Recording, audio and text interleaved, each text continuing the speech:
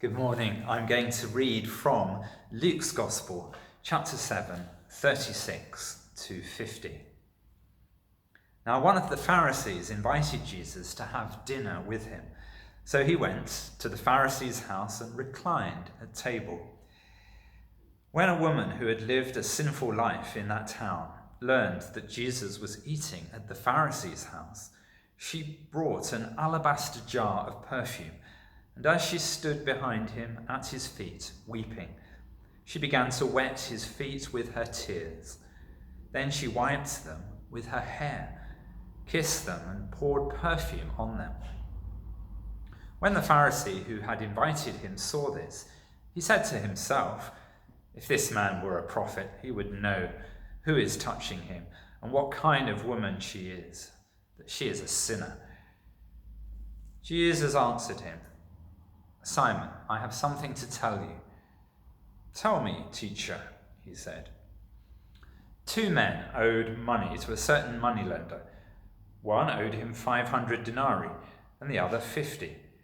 Neither of them had the money to pay him back, so he cancelled the debts of both of them. Now, which of them will love him more? Simon replied, "I suppose the one who had the bigger debt cancelled." "You have judged correctly," Jesus said.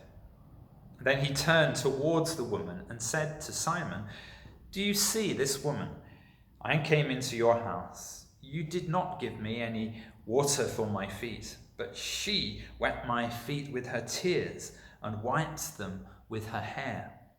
You did not give me a kiss, but this woman, from the time I entered, has not stopped kissing my feet. You did not put oil on my head, but she has poured perfume on my feet. Therefore I tell you, her many sins have been forgiven, for she loved much. But he who has been forgiven little loves little." Then Jesus said to her, "Your sins are forgiven." The other guests began to say among themselves, "Who is this who even forgives sins?" Jesus said to the woman, "Your faith has saved you. Go in peace." Well, we were going to be continuing our sermon series on mental health this morning, but I decided, in the light of recent events in America and the demonstrations in this country and in this town of Aylesbury and all around the world, I would speak about racism. One of the protesters in London yesterday carried a placard saying, "Racism is a greater virus than COVID-19. And I agree with that. Racism, like all sin against God, poisons our environment, promotes a wide spectrum of cruelty and injustice, and causes untold misery and vice down through the generations. 8 minutes and 46 seconds. That was the length of time that the police officer pressed his knee into the neck of George Floyd. And what struck many, myself included, in watching that video that was posted online by an eyewitness was the cold-hearted lack of concern displayed by that officer. He had 8 minutes and 46 seconds of hearing George Floyd gasping and pleading to be allowed to breathe. Passers-by urged him to let up on the man. They had cameras and they were filming what was happening, and yet the police officer just appeared quite indifferent to the fate of the man. President Trump said something snapped inside of him. President Trump tweeted that, but that didn't appear to be the case to me. It wasn't like he was angry and lost his temper, or he was frightened that the man would get up and knife him or shoot him. He appeared to be casually treating this man as if his well-being, indeed his very life, was of no account whatsoever. In effect, this man was being tortured to death, but the police officer's attitude seemed to be, well, so what? And this is why I think this incident, in among all the terrible things that happen in this world, presents in microcosm the situation that has tapped into people's experiences, that's resonated with those who feel under the cosh of injustice and caused protests all over the world. This policeman nor his 3 colleagues did not appear to believe that Black Lives Matter, or matter enough for them to put themselves out and challenge one of their colleagues. Now, a lot of white people think that racism is not an issue they should really concern themselves about because they consider themselves not to be racist at all. Indeed, they might be horrified at the suggestion. But it's easy for people in a position of privilege to fail to really listen to the cry of those who are suffering.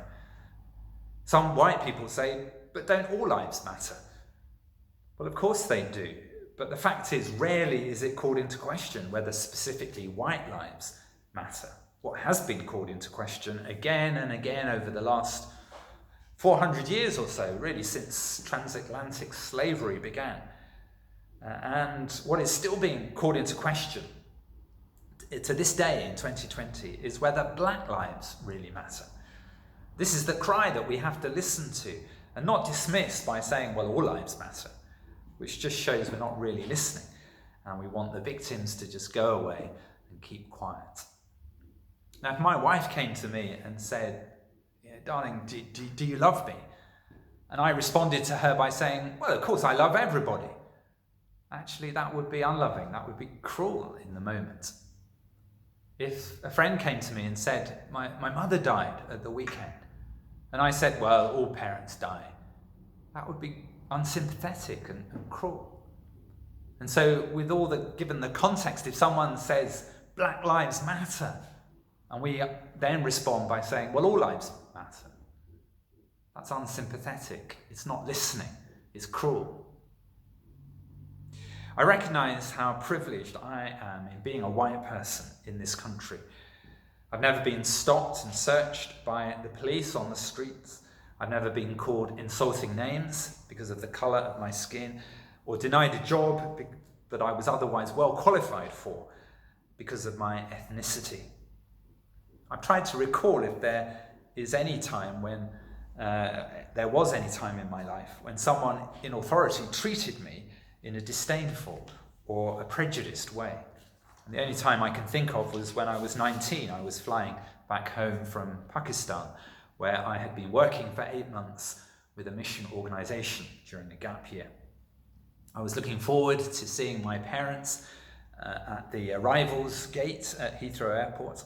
Now, in going through customs, I understood perfectly well that my luggage might well be checked to see that I wasn't bringing in anything to the country that I wasn't supposed to be. But I remember the attitude of the customs official who, knowing where I'd flown back from, Pakistan, looked me over with quite a lot of disdain and made it clear that she thought I could, as a young person, could only have been going to Pakistan in order to take drugs and possibly smuggle some back. Well, she had the power to ask me questions. She could have politely asked me those questions. She could have said, I need to search your luggage. That would have been fine. But her whole attitude and the way she spoke to me left me feeling judged and condemned for no good reason. Not the welcome back to the United Kingdom that I had hoped for. So what is racism? Well, I think there are different aspects to racism. There is ignorance, pure and simple, really. And when I was studying at the College of Law in Guildford, I was one of 2 people lodging with a nice, respectable, church-going Guildford lady. She was a widow. And one day she said to me, she was talking about the kind of people that she took in as lodgers. And I learned that she only wanted male lodgers.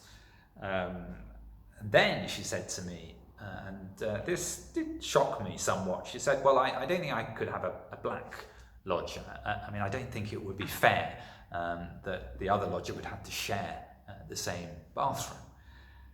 Now, I was somewhat taken aback, but instead of challenging that statement head on there and then, to my shame, I didn't take her to task over that. I just thought, oh, well, maybe she'll get round to being more open-minded and tolerant, but it was my responsibility, I think, to say something then, and I failed to do that, which I regret. Now, bound up with that kind of ignorance is fear, I think. Insecure people can fear losing their cultural identity when a lot of people, perhaps from a different ethnic group, come into an area. Some people can feel maybe they're being pushed out. And I think we need to have some sympathy and understanding for where people are coming from who are frightened about losing their cultural identity.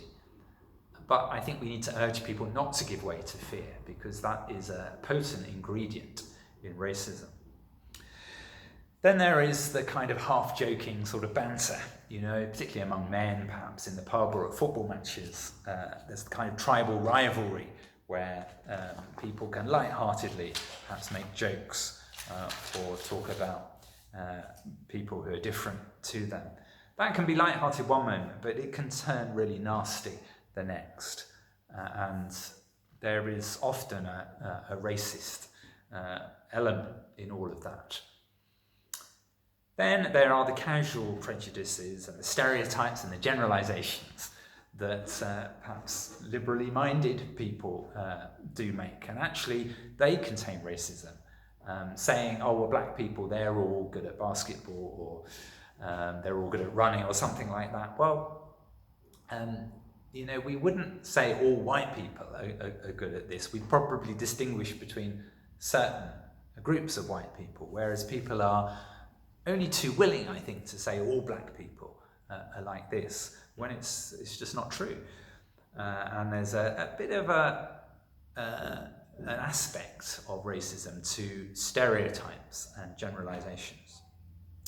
Now, another cause of racism may be bitterness and unforgiveness, because perhaps a member of a particular ethnic group, perhaps as a white person, we've had a relative who's been mugged by a black person, and we kind of feel angry with all black people, a refusal to forgive, a refusal to understand that just because someone from a particular ethnic group has done something wrong, we shouldn't hold that against the whole ethnic group. And as Christians, we should practice forgiveness anyway. So that's an ingredient. But I think perhaps the most deeply rooted, insidious aspect to racism is the feeling of moral superiority over the people that we are feeling racist about or being racist to. Cultural superiority, or white supremacy as it's sometimes called. But I think cultural superiority actually gets to the heart of it.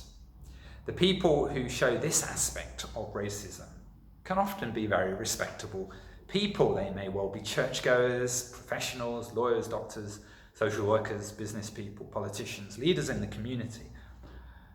Now, I remember when I lived in Croydon, I used to sometimes take the train up to Victoria Station, and you would pass through some of the areas of South London that were quite run down in the 1980s when I lived in Croydon. And one day in my train compartment, I overheard some white South Africans who seemed to be security police from the way they were talking to each other, and they were here in this country for some reason, I don't know what. But I overheard them saying to each other, as they were looking out of the window at some of the dilapidated properties, overgrown gardens, houses with windows broken and junk in the garden. And they were tutting in disgust. And one of them said, well, I bet they belong to the Kaffir, which is South African slang, racist term, I think, for black people in South Africa. And the others either nodded or made no attempt to challenge that statement. And again, I must confess that I didn't go over and challenge it either. And this is where I think the Bible reading that we have today is relevant to this issue. The Pharisee in the story considered himself to be superior to, as a Pharisee, as a leading member of the community. He saw himself as clearly superior to the group of people that he thought this woman belonged to. It was usually a woman who had lived a sinful life. That was usually a euphemism for a sexually immoral woman or a prostitute, maybe. And so the Pharisee viewed her as belonging to a class that was very much inferior to him. And he thought to himself, well, if Jesus really is a prophet, then he would have known the kind of woman this was, the class she belonged to. And he should have given her a wide berth. Jesus should not have let this woman come anywhere near him. Jesus should have publicly rebuked her for approaching him and maybe spoken harshly to her and told her that she was leading a sinful life and that she should leave his presence. As for letting her weep over him and weep over his feet, to dry them with her hair that she'd let down, that was shocking. That was scandalous. How could Jesus possibly allow this woman to do this? Now, the irony here is that while the Pharisee doubted that Jesus was truly a prophet, Jesus could actually see right into his heart and knew exactly what the Pharisee was thinking. So Jesus says to Simon, Simon, I want to tell you a story. There were two people who owed debts. One owed 500 denarii to the moneylender, and that was about a year and a half's wages, so a lot of money. The other owed 50 denarii, which was about 2 months' wages, so significant, but only a tenth of what the other person owed the moneylender. And Jesus said the moneylender cancelled the debts of both of them. And which one would have loved him the more for it? Well, the Pharisee, and I think when he says, I suppose, the one who had the one who had the biggest amount cancelled, he was kind of humouring Jesus with the air of someone who'd been asked a simple but pointless question, and he's just going to give the obvious answer. Well, I suppose the one who had the bigger debt cancelled, Jesus. And Jesus then said, well, that's right, well done, you've got that correct, Simon. And then the killer punch comes. Jesus publicly turns to the woman, and we must understand that this wasn't a private dinner party. In those days, people didn't shut themselves away for just two or three people eating together. The meal would have been held in the courtyard of a well-to-do person's home. There would have been a low table at which all the guests reclined. But then other people from outside would have been able to just sort of come in and watch what was going on. In those days, people didn't have the kind of entertainment that we have today. No electronic social media, no TV, theatre. So they were allowed to sort of look in at what was happening, and to stand at the side watching the spectacle of the dinner party, maybe listening in to some of the conversation. And so this woman would have been able to come in, and she wasn't really supposed to come up close, though, and that's the shocking thing that she did. And so Jesus turns to this woman, so all eyes would have been now on this woman, and he then gives this killer punch to Simon the Pharisee. He says, Simon, do you see this woman? Now, Jesus himself is about to break all the rules of social behaviour here, as well as this woman has done. You know, she's burst in, showing all of her emotions. She's touched a rabbi in public. She's let down her hair, something that was deemed to be so immodest, a man could divorce his wife for such behaviour. But then Jesus, who's not only allowed her to do it, he now publicly affirms her on the one hand, so that's shocking, but on the other hand, he shames his host. Now, in those days, if there was one rule that was more important than being a good host and looking after your guest, it was that of being a good guest and not humiliating or embarrassing your host. But Jesus publicly shames Simon, who's invited him. Simon, he says, you invited me into your house, but the implication is, he's saying, what were your motives, Simon? You never gave me any water for my feet, but she has wet my feet with her tears. You gave me no kiss of greeting. She has not stopped kissing my feet from the time I entered. You put no oil on my head, she has poured perfume on my feet. Now, in those days, perfume was an expensive commodity. It was deemed very necessary for women to wear perfume to make themselves attractive to the opposite sex. And of course, a woman like this woman, if she was a prostitute, the perfume would have been an expensive asset, probably the most expensive thing that she owed. And normally it would be poured on your head and upper body, but she lavished it on Jesus' feet. And so Jesus is contrasting the lack of gracious hospitality from Simon, as if to suggest that perhaps he thought he was Jesus' equal, or he didn't need to bother too much with really going to town and looking after him. Whereas the woman, on the other hand, she gave everything. She poured out herself to Jesus. And Jesus says her many sins have been forgiven because she loved much. Now, I don't think Jesus is saying that because she loved, God rewarded her by forgiving her sins. I think he was saying that her love for Jesus, and through that her love for God, was a sign that she had been forgiven. Later on, Jesus says, "Go in peace, your faith has saved you." So when did the woman's faith start? Well, I think it started the moment she decided that she was going to take the alabaster jar of perfume. She was going to go to the Pharisee's house. She was going to see Jesus and fall down before him. She may not have known that she was going to burst into tears or let down her hair, but she had the faith to know that Jesus was someone she could come and worship and receive some blessing from God. And so I think that's why Jesus said, "Your faith has saved you." Now, the implication that Jesus gave to the Pharisee when he told the story about the two people who owed different amounts to the moneylender, that in combination with what he just said to Simon, breaking these rules of etiquette, social etiquette, and embarrassing his host, the implication is that the Pharisee did not think he needed to be forgiven much, if anything. He'd invited Jesus perhaps out of curiosity, maybe a desire to show off, and he clearly hated and despised this woman who was ministering to Jesus' needs. Jesus hadn't had his feet washed, so maybe the woman noticed that that hadn't been done. Perhaps she quite rightly assumed that a servant would have done that if the Pharisee was a wealthy man and had servants.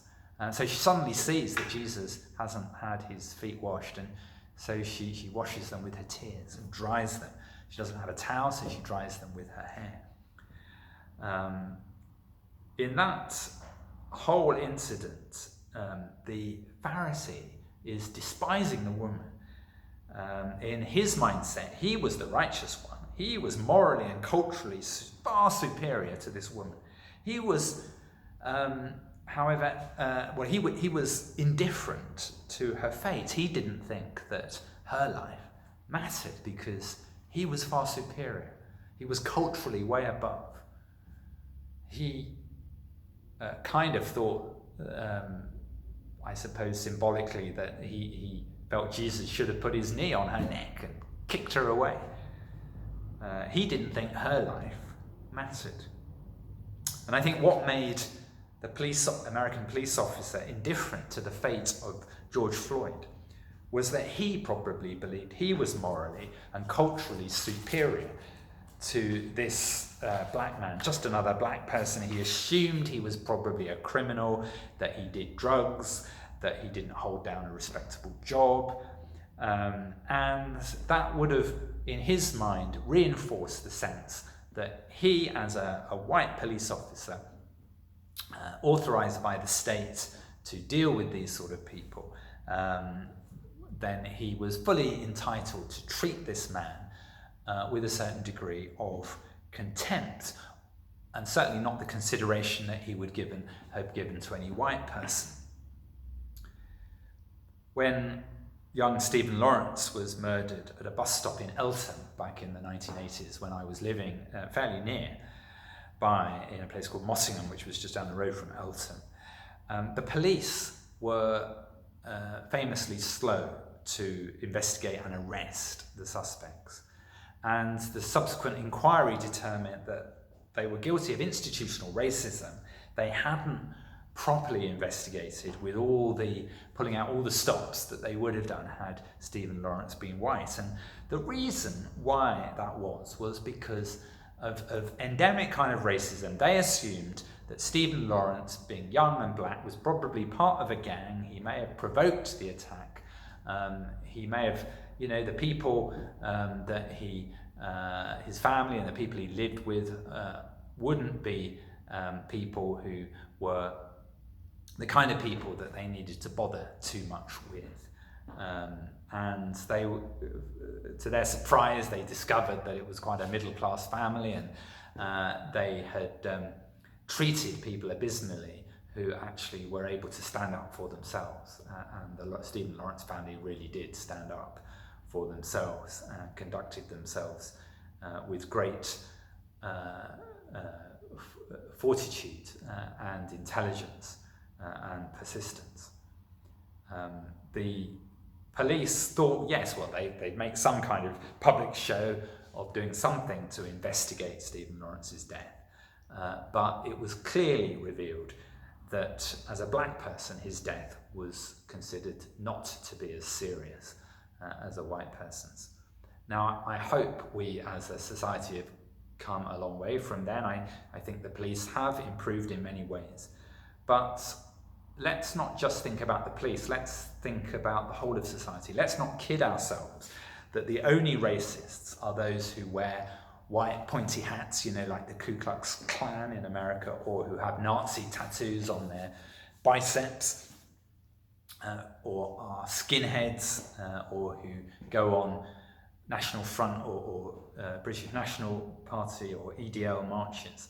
Racism flourishes whenever people have the same attitude as that of the Pharisee in the story. The Pharisees generally saw themselves as more righteous than others, and racism, an endemic ingredient in racism, is this cultural superiority. We're better than that group over there, whose maybe sins are perhaps more exposed to public glare.